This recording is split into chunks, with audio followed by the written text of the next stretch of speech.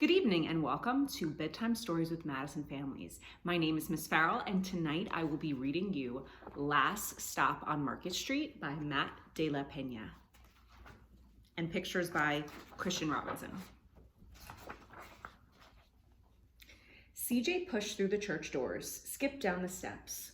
The outside air smelled like freedom, but it also smelled like rain, which freckled CJ's shirt and dripped down his nose.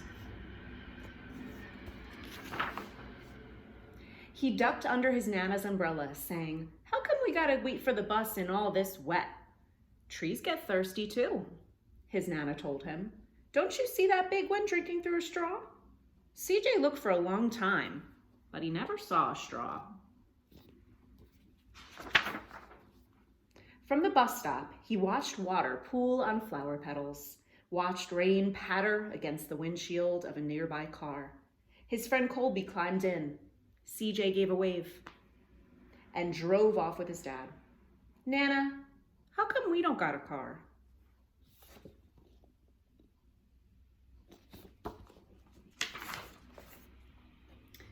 "Boy, what do we need a car for? We got a bus that breathes fire and old Mr. Dennis, who always has a trick for you." The bus creaked to a stop in front of them. It sighed and sagged, and the doors swung open.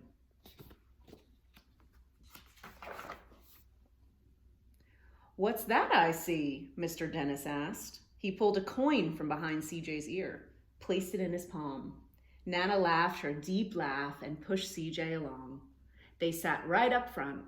The man across the way was tuning a guitar. An old woman with curlers had butterflies in a jar. Nana gave everyone a great big smile and a good afternoon. She made sure CJ did the same.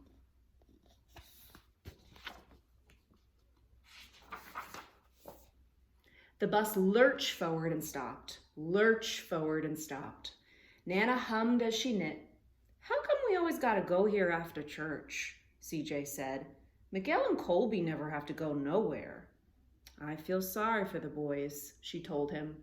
"They'll never get a chance to meet Bobo or the sunglasses man. And I hear Trixie got herself a brand new hat." CJ stared out the window, feeling sorry for himself. He watched cars zip by on either side, watched a group of boys hop curbs on bikes. A man climbed aboard with a spotted dog. CJ gave up his seat. "How come that man can't see?" "Boy, what do you know about seeing?" Nana told him. "Some people watch the world with their ears." "That's a fact. Their noses too," the man said, sniffing at the air. "That's a mighty fine perfume you're wearing today, ma'am." Nana squeezed the man's hand and laughed her deep laugh.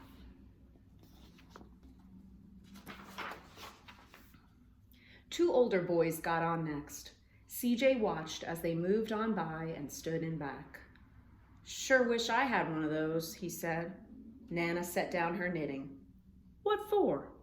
"You got the real live thing sitting right across from you. Why don't you ask the man if he'll play us a song?"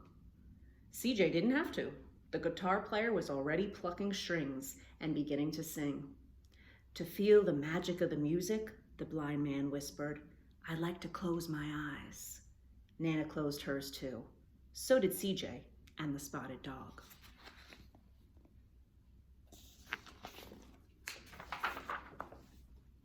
And in the darkness, the rhythm lifted CJ out of the bus, out of the busy city. He saw sunset colors swirling over crashing waves, saw a family of hawks slicing through the sky, saw the old woman's butterflies dancing free in the light of the moon.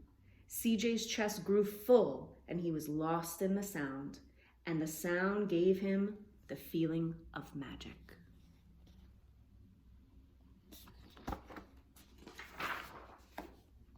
The song ended and CJ opened his eyes. Everyone on the bus clapped, even the boys in back. Nana glanced at the coin in CJ's palm.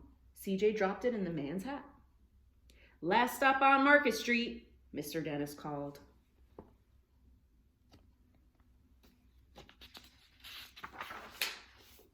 CJ looked around as he stepped off the bus.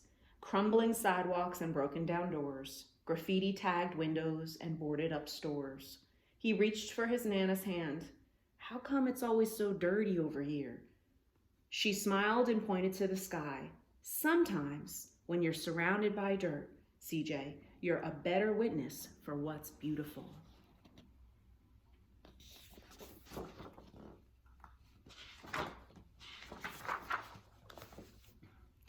CJ saw the perfect rainbow arching over their soup kitchen. He wondered how his Nana always found beautiful where he had never even thought to look.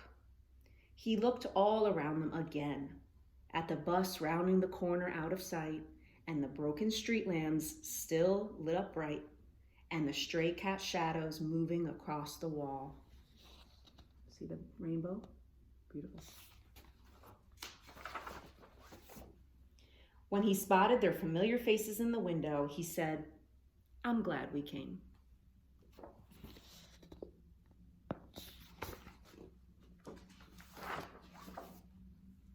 He thought his Nana might laugh, her deep laugh, but she didn't.